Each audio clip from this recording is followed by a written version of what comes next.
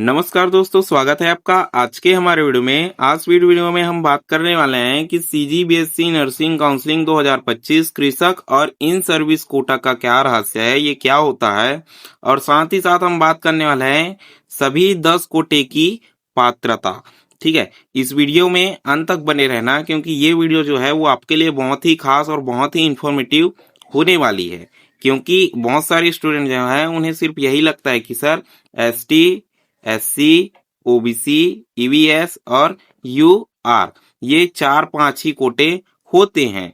तो उनका जो लगना जो है वो बहुत ही गलत है, क्योंकि सर उन्हें क्या जानकारी नहीं होती कि इनके अलावा और भी कोटे होते हैं। हमारे पास टोटल 10 कोटे होते हैं, और अगर आप इन कोटों के बारे में नहीं जानते, ठीक है, इन कोटे के बारे में नहीं जानते, तो आप क्या सर उस कोटे के लिए अप्लाई भी नहीं करते, जिसका सीधा सीधा नुकसान जो है वो सिर्फ आपको झेलना पड़ता है। जिनको थोड़ी भी जानकारी होती है सर वो क्या है अप्लाई कर देते हैं और उनका हो जाता है। ठीक इसी प्रकार मैंने पिछले वीडियो में आपको दिखाया था कि सर इन सर्विस कोटे में 44% में फर्स्ट लिस्ट में एडमिशन हुआ था। ठीक है, 44 परसेंटाइल में फर्स्ट लिस्ट में क्या है एडमिशन हुआ था, उनको सीट मिला था। और साथ ही साथ बहुत सारे स्टूडेंट ने कमेंट किया था सर कि कृषक कोटा क्या होता है और इन सर्विस कोटा क्या होता है।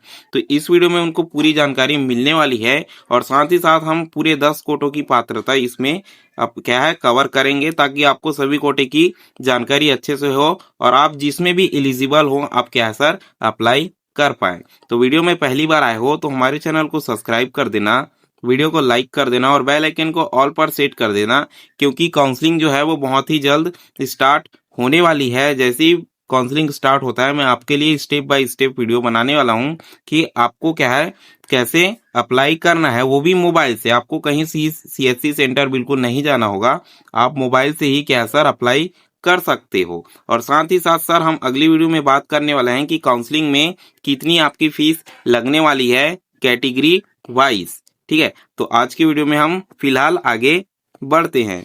हर साल बीएससी नर्सिंग की परीक्षा के बाद छात्रों के मन में यही सवाल उठता है कि काउंसलिंग में सबसे ज्यादा फायदा किसको मिलेगा या किसे मिलेगा, कृषक या इन सर्विस कोटा। क्या आप जानते हैं कि उन कोटों के पीछे क्या है एक ऐसा सिस्टम है जो आपके करियर और आर्थिक भविष्य दोनों पर क्या है प्रभावित करता है या क्या है प्रभाव डालता है। आइए जाने पूरा खेल। कृषक और इन सर्विस कोटे का मकसद हमारा क्या होता है। देखिए, कृषक कोटा जो होता है वो खेती से जुड़े अभ्यर्थियों या विद्यार्थियों के लिए आरक्षित सीटें होती हैं, लेकिन कई कॉलेजों में यह सिर्फ कुछ सीटों तक ही सीमित होता है। इन सर्विस कोटा स्वास्थ्य विभाग में कार्यरत लोगों के लिए, जिनके लिए सीटें और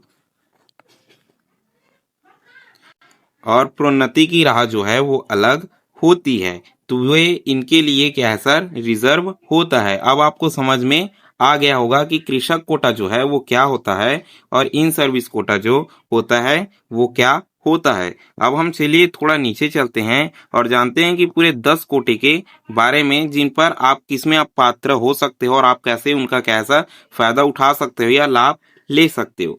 देखिए, क्या आपको लगता है कि कुछ सरकारी कॉलेज में इन सर्विस कोटा के लिए अलग राउंड होता है, ठीक है, जबकि कृषक कोटा कुछ ही सीमित सीटों के लिए ही लागू होता है। करियर और फाइनेंस का क्या कनेक्शन है। देखिए, करियर और फाइनेंस का क्या कनेक्शन है। इन सर्विस कोटे में एडमिशन लेने वाले को भविष्य में प्रमोशन और सरकारी स्कीम का लाभ जो है वो मिलता रहता है। ठीक है, कृषक कोटे में दाखिला लेने वाले पर क्या है दाखिला लेने वाले कई स्टूडेंट पर क्या है कई बार सरकारी नियुक्ति की प्राथमिकता नहीं मिलती। ठीक है, तो आपको ये चीज जो है वो ध्यान में रखनी है। तो आप सोचिए आपके लिए कौन सा कोटा जो है वो बनेगा लाइफ टाइम इनकम जनरेटर। ठीक है, लाइफ टाइम इनकम जनरेटर का मतलब है सर कि जिंदगी भर अधिक पैसा देने वाला क्या है कौन सा कोटा जो है वो बनने वाला है। अब देखते हैं सर बीएससी नर्सिंग, ठीक है, सीजीबीएसई नर्सिंग कोटे और उसकी पात्रता की तालिका को। तो सबसे पहले जो सभी जानते हैं कि सर ओपन या फिर यूआर, ठीक है, सामान्य ओपन या फिर यूआर। इसमें कौन कौन क्या है सर एलिजिबल होता है, ठीक है। सभी अभ्यर्थी जो छत्तीसगढ़ के निवासी हैं और किसी भी आरक्षित वर्ग से नहीं आते, ये लोग जो हैं वो इस कोटा के लिए बिल्कुल एलिजिबल होते हैं। अब देखिए ओबीसी कोटा की हम बात करते हैं, ठीक है। ओबीसी कोटा की हम बात करते हैं, छत्तीसगढ़ राज्य से मान्यता प्राप्त, ठीक है, ओबीसी जाति प्रमाण पत्र, ठीक है, ओबीसी जाति प्रमाण पत्र जिनके पास होता है वो क्या है सर एलिजिबल होते हैं। अब बात करते हैं सर एससी, ठीक है, एससी के लिए तो छत्तीसगढ़ के एससी वर्ग के वैध जाति प्रमाण पत्र के लाभार्थी।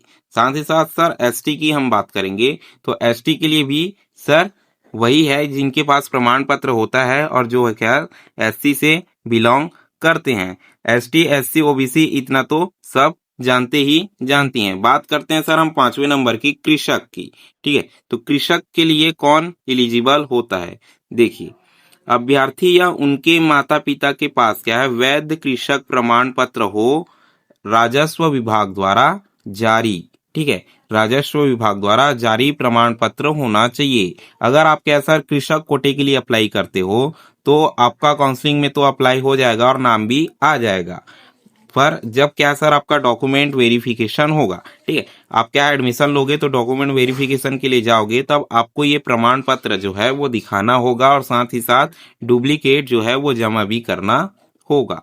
अब बात करते हैं सर हम इन सर्विस कोटा की, ठीक है, इन सर्विस कोटा की छत्तीसगढ़ स्वास्थ्य विभाग में कार्यरत स्थायी कर्मचारी जिनकी न्यूनतम सेवा अवधि पूर्ण हो, ठीक है, जिनकी न्यूनतम सेवा अवधि जो है वो पूर्ण हो।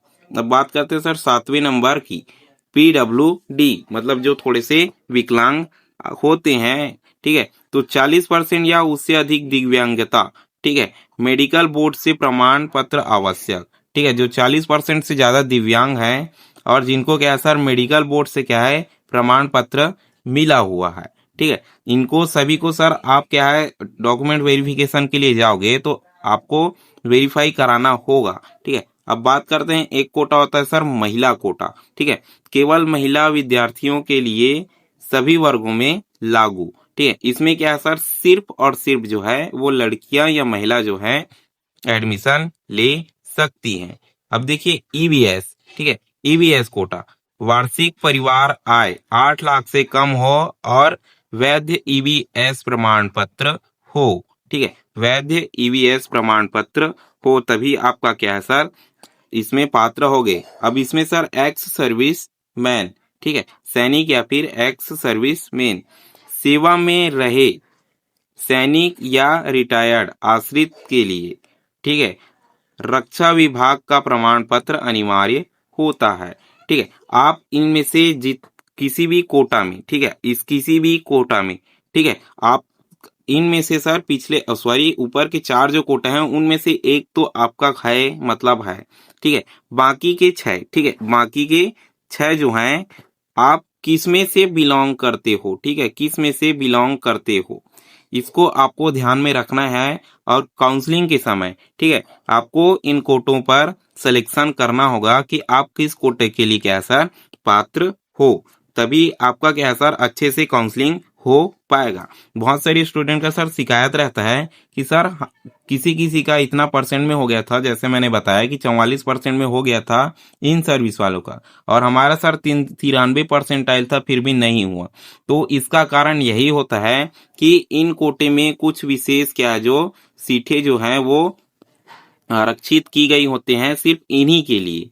अगर आप इनमें क्या सर सिलेक्शन मार के काउंसलिंग कराते हो तो आपका क्या सर इन कोटे में सिलेक्शन हो जाता है। और अगर आप क्या सर इसकी जानकारी नहीं रखते, ठीक है, इसकी जानकारी बिल्कुल भी नहीं रखते और सिर्फ इन 4 कोटे में, ठीक है, इन 4 कोटे में से किसी में तो आप एलिजिबल बिल्कुल हो मतलब हो और इसमें क्या सर सभी लोग जो है वो एलिजिबल हैं, सभी लोग अप्लाई करेंगे, तो इसमें आपका चांसेस जो है वो थोड़ा सा कम हो जाता है परसेंटेज हाई होने के बाद भी और परसेंटाइल हाई होने के बाद भी।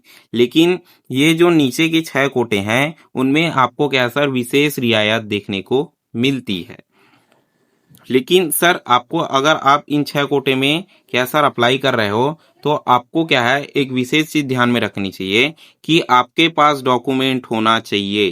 ठीक है, विदाउट डॉक्यूमेंट आप सीधे अप्लाई नहीं कर सकते, आपके पास डॉक्यूमेंट होना चाहिए क्योंकि डॉक्यूमेंट वेरिफिकेशन भी बाद में किया जाएगा।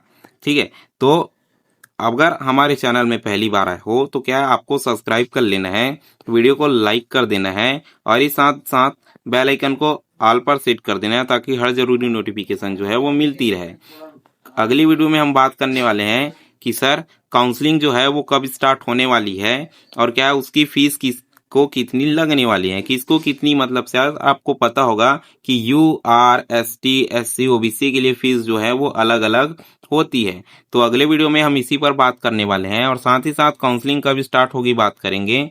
तो बेल आइकन को ऑल पर सेट करना बिल्कुल मत भूलना और साथ ही साथ आपको कंफर्म कर लेना है कि ऑल पर सेट है, क्योंकि जैसे ही काउंसलिंग स्टार्ट होगा मैं वीडियो डालूंगा आपको तुरंत नोटिफिकेशन मिलना चाहिए। अगर नहीं मिला, अगर आप ऑल पर सेट नहीं करोगे तो वीडियो बिल्कुल आपको नहीं भेजेगा, आपको नोटिफिकेशन 3 दिन बाद देखने को मिलेगा। तब तक हो सकता है कि काउंसलिंग जो है वो खत्म भी हो जाए, क्योंकि ज्यादा दिन बिल्कुल भी नहीं चलता, वो चलता है सर 3 से 5 दिन।